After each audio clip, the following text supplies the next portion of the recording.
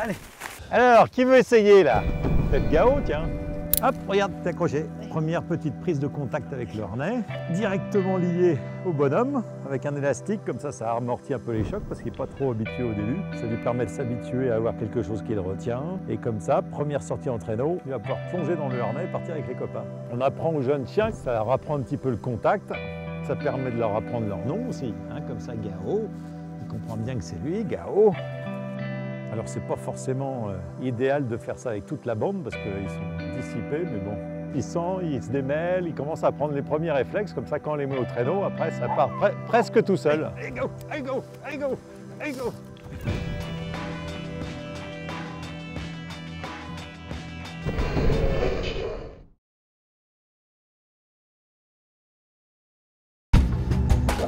Allez petit loup.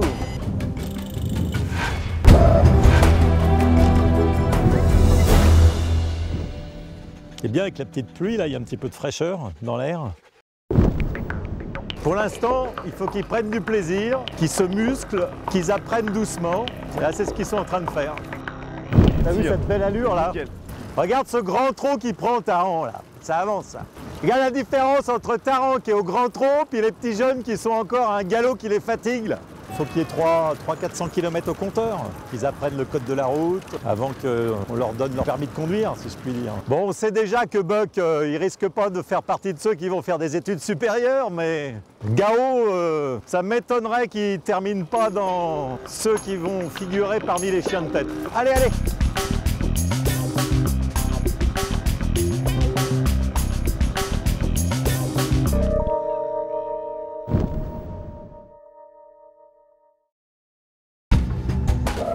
Allez, petit loup!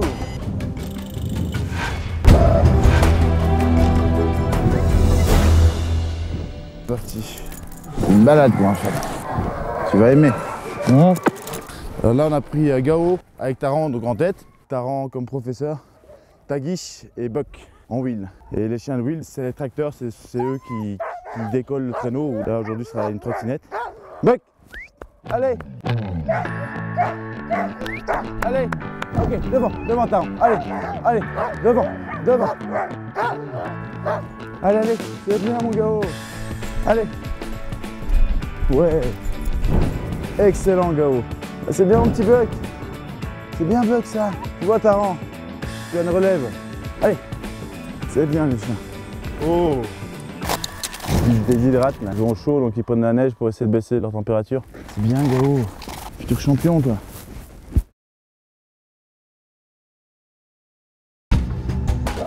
Allez petit loup!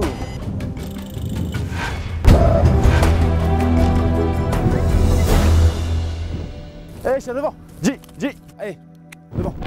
Hop. Allez bébé. C'est bien. Il est excellent Gao. Un long trot, une belle démarche. J'ai rien à redire. Il y a tout du futur grand chien de tête. Et Buck, je suis agréablement surpris. Il tire bien aussi là. Il faut savoir que pour le monde du mushing, il y a un langage. Déjà le mot musher vient du mot français marche. Les Anglais ont transformé en mush. Ils disaient marche. Musher. On donne des ordres aussi. Pour les faire aller devant, on leur dit ok ou devant. Et pour aller à droite ou à gauche, la droite c'est J, DJ 2E. Pour aller à gauche, c'est garde. Et quand on veut les arrêter, on leur fait oh. Et puis là ils s'arrêtent. Oh. C'est un langage assez universel. C'est l'un des plus courants en tout cas dans le monde du mushing et du traîneau. C'est bien les bébés. Hein? Hé, chien devant!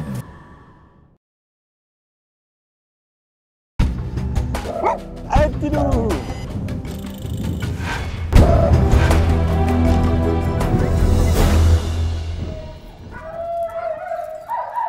Non! Hé, Gao! Mais regarde, c'est n'importe quoi ce que tu fais là, Gao! C'est n'importe quoi ça. Alors faut que tu repasses la tête là-dedans, regarde, hop, voilà, et tu te retournes. C'est dans l'autre sens qu'on part. Voilà. Allez, on va chercher le dernier copain et on y va.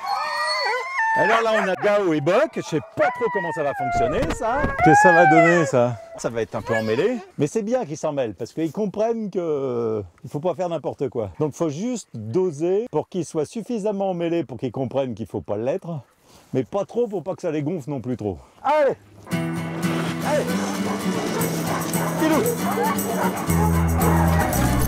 Allez, petit loup!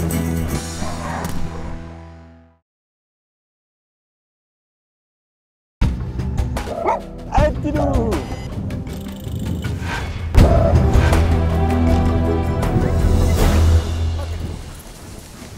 Ouais! Ouais, c'est bien! Allez, petit loup! Pour l'instant, il faut qu'ils prennent du plaisir, qu'ils se musclent, qu'ils apprennent doucement. Et là, c'est ce qu'ils sont en train de faire. On met au départ, en tout cas, un attelage qui sait bien ce qu'il faut faire devant. Sinon, ça risque de s'en mêler, ils peuvent se faire mal. Et puis alors après, ça reste indéfiniment dans leur tête. Ce qu'il faut, c'est que ça soit le moins traumatisant pour eux possible. Donc le fait de suivre, ça, ils prennent leur rythme. Il faut que ça reste un jeu. Il faut absolument que ça reste un jeu. Allez!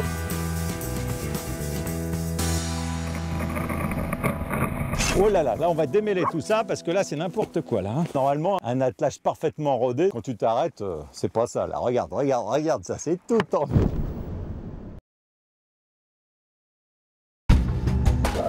Allez petit loup!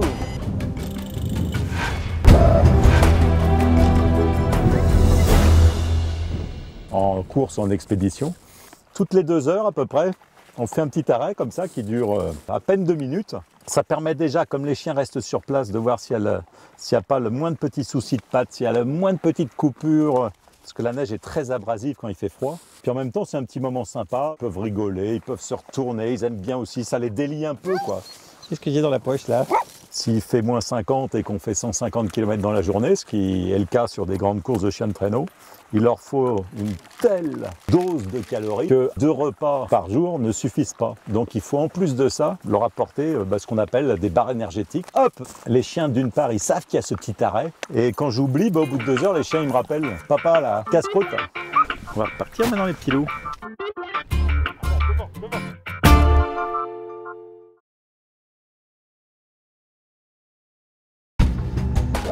Allez petit loup!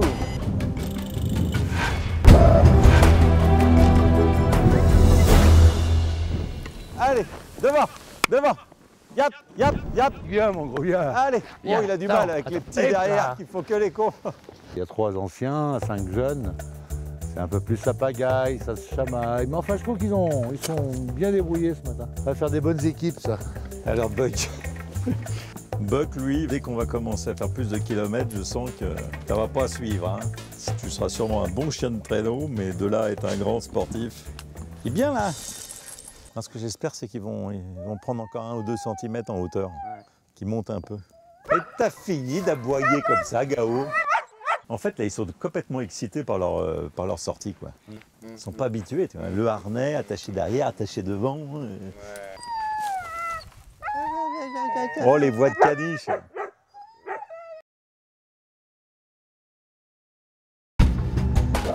Allez, petit loup!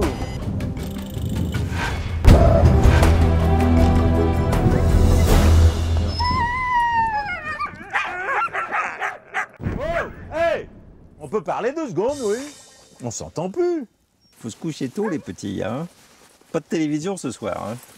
En balade comme ça, l'ennemi numéro 1, c'est le poids. Donc on emmène une nourriture qui est très très riche, très hautement concentrée. Et donc ça permet, pour le voyageur que je suis, de pouvoir aller loin avec le minimum de poids et de volume. On peut partir pendant 15 jours, 3 semaines, tout en ayant pour 1 kilo de nourriture une quantité qui correspond à des kilos de viande ou de poisson. Et puis bien évidemment, plus il fait froid, plus on fait de kilomètres, plus on leur donne d'essence, d'énergie. Hein? Ben oui. Ben oui. Dino, tu vas te taire. Hey!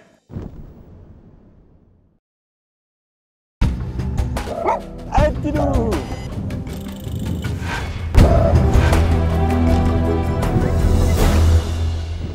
Là, c'est beau, là. J'ai vraiment la conviction aujourd'hui que j'ai l'attelage qu'il me faut pour prendre le départ de la Yukon Quest de l'Iditarod, avec des chances de pouvoir figurer dans ceux qui seront en tête. Je sais que j'ai au moins un futur chien de tête, c'est Gao. Lui s'impose réellement comme un leader. Et même Buck commence à pas trop mal tirer. Allez Buck, oui! l'attelage est encore très loin d'être prêt, il manque encore des milliers et des milliers de kilomètres d'entraînement, mais je vois bien que j'ai là les chiens qu'il faut, avec la puissance, avec la vitesse, avec le rythme, avec des bons réflexes qui préfigurent des chiens qui vont composer un bel attelage.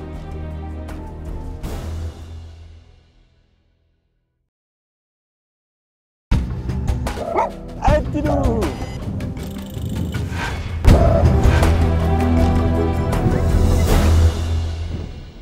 Les chiens ont maintenant bien grandi. Aujourd'hui, ce qui compte, ce sont les entraînements. Les entraînements se font de manière progressive. Lorsqu'on fait faire 10 km à des chiens, ils soient frustrés et qu'ils aient envie d'en faire 15. Quand on leur en fait faire 50, les chiens sont frustrés parce qu'ils voudraient en faire 10 de plus. On atteint comme ça ce que j'appelle moi la distance. Pour des chiens de traîneau, la distance c'est 80 km. Ce qu'on appelle en Alaska, au Canada, un run. Ils savent qu'ils ont 80 km à faire. Et donc le but est de faire en sorte que les chiens fassent ces 80 km le plus vite possible, qu'ils éprouvent d'abord beaucoup de plaisir et qu'ils sachent aussi qu'au bout des 80 km, il y a la récompense. Et donc lorsqu'on part, les chiens ils rivalisent pour essayer d'arriver au plus vite au bout de ces 80 km. Voilà tout l'art de l'entraînement. Donc aujourd'hui, c'est à cela qu'on s'appelle.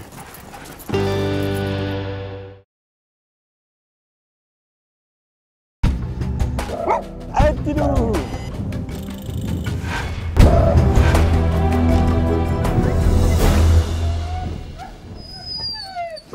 La Yukon Quest et l'Iditarod, ce sont les deux plus grandes courses de chiens de traîneau du monde. Et il y a différentes phases donc pour pouvoir prétendre prendre le départ en ayant des chances de gagner. Ce qui compte, ce sont les entraînements. Et ça, il n'y a que les kilomètres, il n'y a que l'expérience. Ce sont des courses qui, aujourd'hui, se gagnent en une dizaine de jours. C'est-à-dire que ce sont en moyenne 160 à 200 km par 24 heures que les chiens font. On va repartir maintenant, les petits loups. Eh bien, j'ai décidé, moi, de partir traverser la Mongolie, la Sibérie, 6 ou 7 000 km. Et je sais pertinemment, profondément, que c'est le meilleur entraînement qu'on puisse imaginer pour ces courses auxquelles je vais participer aussitôt que les chiens auront donc effectué ces 10 000 km, on va dire, d'entraînement.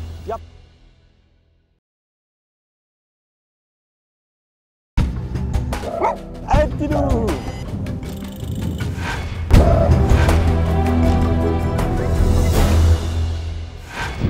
Alors les chiots, ils ont maintenant 10 jours. D'ailleurs, ils commencent à ouvrir les yeux.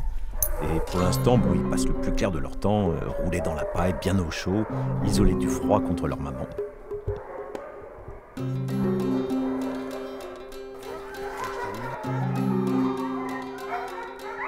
Alors la mère, on lui donne des croquettes riches, maximum de protéines. Et ce qui est très important, c'est qu'elle ait cette nourriture à disponibilité, à volonté, c'est-à-dire elle est très occupée déjà. Elle va sortir, il faut que la nourriture soit là, à disponibilité. Bien surveiller l'eau, tous les liquides que l'on donne, parce que ça gèle, hein, il fait froid. On est en presque à moins 20 encore ce matin. Voilà, donc on va bien s'occuper d'elle, de ses bébés, tout va bien se passer.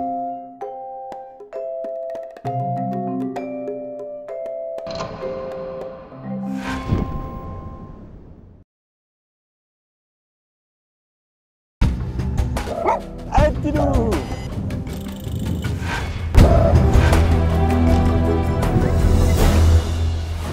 Allez, petit chien!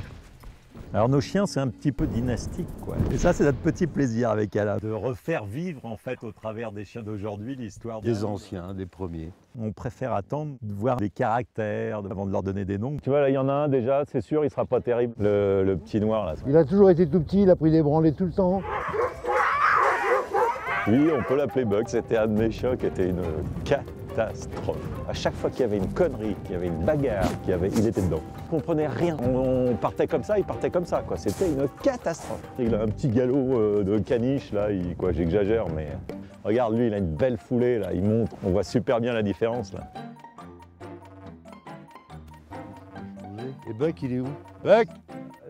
Est-ce que tu vas nous faire rire autant que Buck nous a fait rire? C'est pas possible.